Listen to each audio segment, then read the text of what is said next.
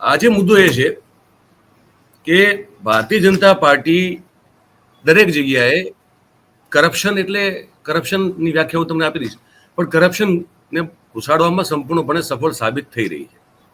પૈસાનું જ કરપ્શન એ કરપ્શન નથી હોતું, એ નૈતિકતાનું પણ કરપ્શન છે, હે ને, જે આપણે મોરાલિટી કહીએ, સિદ્ધાંતોનું કરપ્શન, સાંસ્કૃતિક કલ્ચરલ કરપ્શન,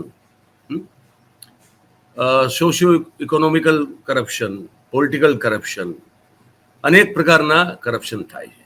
જ્યાં જે મોડેલ ફિટ લાગે ત્યાં એ મોડેલને કરી દેવામાં આવે છે.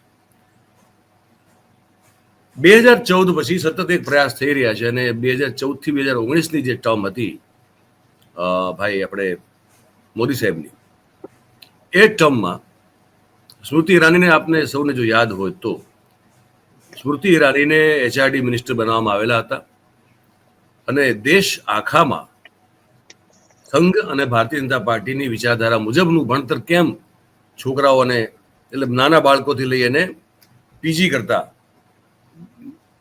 વિદ્યાર્થીઓ ભણવું પડે, એના તમામ પ્રયત્નો અને મોટે ભાગે સફળ પ્રયત્નો કરવામાં મોદી સાહેબનો પહેલી ટર્મ વાળી સરકાર સફળ રહી, અને જેનું પછી એક્સટેન્શન થતું ગયું.